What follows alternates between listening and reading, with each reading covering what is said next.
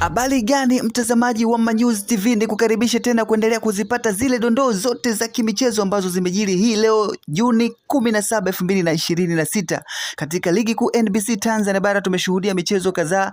Mchezo ambao ulikuwa ukitazamwa zaidi ni mchezo wa ligi kuu uliokutanisha klabu ya soka ya Mbeya City FC dhidi ya Simba Sports Club, mchezo ambao umeweza kuzaa ushindi kwa klabu ya soka ya Simba wa goli 1-0.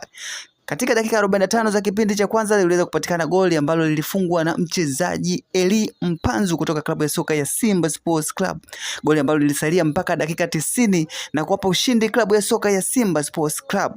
Mchezo huu ambao ulipigwa katika viunga vya Mbeya katika dimba la Sokoine Stadium, huku klabu ya soka ya Mbeya City ikiwa katika uwanja wake wa nyumbani, waliweza kupokea kichapo hiko kizito kutoka kwa klabu ya soka ya Simba Sports Club. Simba Sports Club hii leo anaondoka na pointi 3 ambazo zinamweka pazuri katika msimamo wa ligi kuu NBC Tanzania bara 2025-26.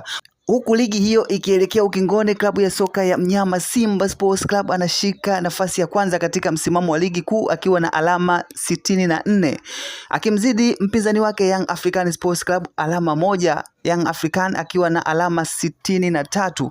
Kwa upande wa timu ya tatu katika zile timu 3 bora ambazo zinaongoza katika msimamo wa ligi kuu ni pamoja na Azam Football Club ambayo ina alama 58.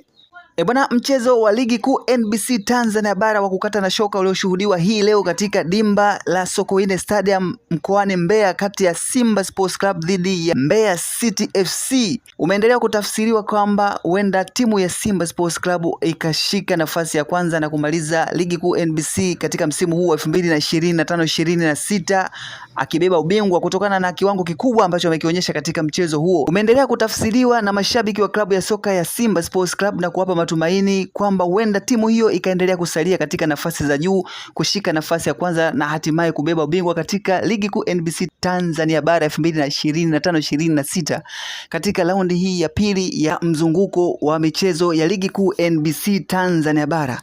Eli Mpanzu anakuwa nyota wa mchezo katika mchezo huo wa leo wa Mbeya City FC dhidi ya Simba Sports Club baada ya kukamilika kwa dakika 90. Eli Mpanzu ndio nyota pekee ambaye amepachika goli lililowapa ushindi klabu ya soka ya Simba Sports Club. Anatajwa kuwa ni mchezaji bora katika mchezo huo. Bwana, hii ni Manyuzi TV, nimekupitisha kufahamu dondoo mbalimbali ambazo zinahusiana na mchezo hii leo wa ligi kuu NBC Tanzania bara kati ya Mbeya City FC dhidi ya Simba Sports Club ambao umepigwa katika viunga vya Mbeya katika uwanja wa Sokoine Stadium. Endelea kufuatilia kwa kupata dondoo mbalimbali zinazohusiana na kimichezo, teki, burudani pamoja na kufahamu masuala ya kijamii. Usiache kusubscribe, kulike, kushare na kucomment.